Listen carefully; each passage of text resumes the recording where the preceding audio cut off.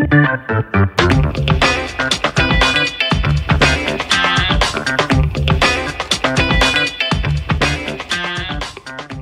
sais pas pour toi, mais moi j'aime entendre le témoignage des autres. J'aime entendre ce qu'ils vivent avec Dieu. Et j'aime entendre ces histoires de personnes qui vont dans les rues et qui partagent leurs témoignages et les gens sont guéris, sont délivrés et sont sauvés. Mais dans mon esprit, il y a toujours une question qui vient après cela. Et la question est la suivante, mais Jérémie, c'est quoi ton témoignage? Pendant plusieurs années, mon réflexe était de dire, Jérémie, tu n'as pas de témoignage, alors mieux vaut que tu parles de Jésus, de ce que tu sais de Jésus, sans que ça parle de ta propre vie. Certains disent qu'ils sont nés entre deux pages de Bible, qu'ils sont nés dans une famille chrétienne et qu'ils n'ont pas grand-chose à raconter. Je suis la 5e génération de pasteurs. Je n'ai jamais fait de crise d'adolescence, je n'ai jamais fait de grosses bêtises, je n'ai jamais rejeté Dieu. Certains pourraient dire que ma vie était un long fleuve tranquille de ma foi personnelle. Mais cela n'enlève pas le poids de la révélation de l'amour de Dieu dans ma vie. Et cela n'empêche pas que je puisse partager ma relation quotidienne avec Dieu, avec les autres.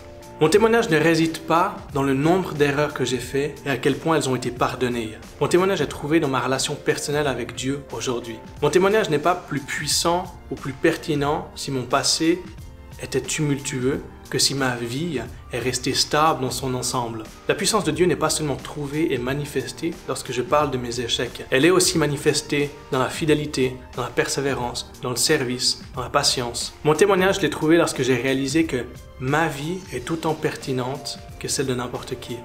Apocalypse 19 au verset 10 nous dit « Le témoignage de Jésus est l'esprit de prophétie ». En d'autres mots, ce que Jésus a fait dans ma vie est la prophétie de ce qu'il veut faire dans la tienne. Ma relation quotidienne avec Dieu aujourd'hui est le plus grand témoignage que je peux donner aux autres. Et si tu partageais ce que tu vis avec Dieu aujourd'hui? Et si tu profitais ces prochains jours de simplement partager ta relation quotidienne avec Dieu, avec les autres? Tu partageais un peu de ce que tu vis, tu partageais certains aspects de ta vie. Et si tu parlais de à quel point tu as compris, tu as ressenti l'amour de Dieu pour ta vie. Et si tu parlais de à quel point ça fait du bien de connaître Dieu, à quel point c'est important pour toi de savoir que tu es un fils, une fille aimée de Dieu, que tu es pardonné et à quel point ça a changé ta vie. Dans 2 jours, nous allons avoir un live avec la RJ et Kingdom is Back. Et j'ai envie de t'inviter à prendre le risque de partager ce que tu vis avec Dieu à tes amis et les inviter de regarder ce live avec nous. Je sais que nous allons vivre un temps puissant, je sais que tes amis vont pouvoir vivre quelque chose de puissant. Et je veux te lancer le défi d'avoir le courage de partager ce que tu vis avec tes amis